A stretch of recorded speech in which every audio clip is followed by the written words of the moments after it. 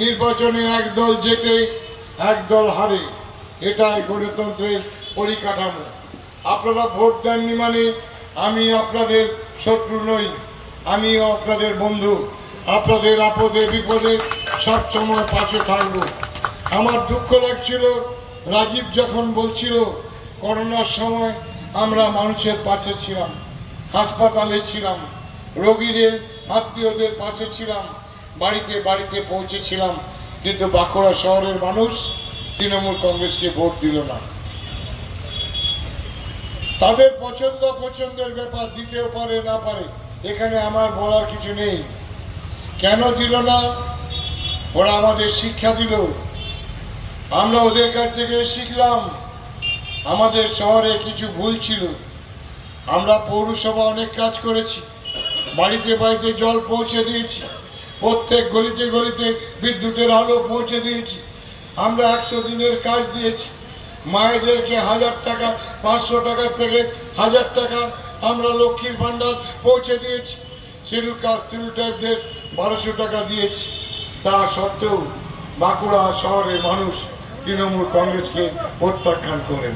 কেন? এত অটোর অত্যাচার, বেআইনিভাবে এত অটো গাড়ি চলে, এটা কি আমাদের অপরাধ?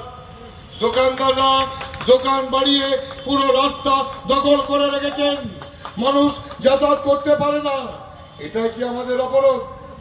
আমি পৌর প্রধানকে বলেছি, আপনি পৌরসভার মিটিং ডাকুন, আপনি খবর নিন কিসের জন্য মানুষ আমাদের ভোট দিল না।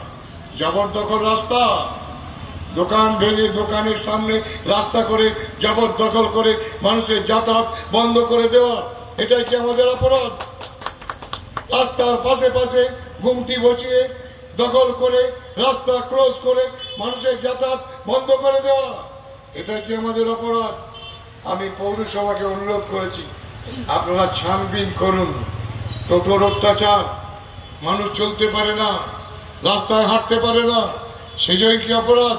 তার জন্য কি মানুষ আমাদের ভোট দিল না? না, আমরা শ্রীরামের পুজো করি না তাই বলে আমাদের ভোট দিল না।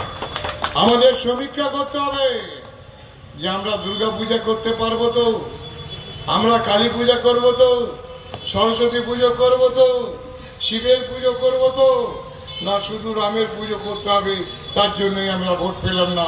এটাও কিন্তু আমাদের সমীক্ষা করা দরকার। যারা ভোট দেননি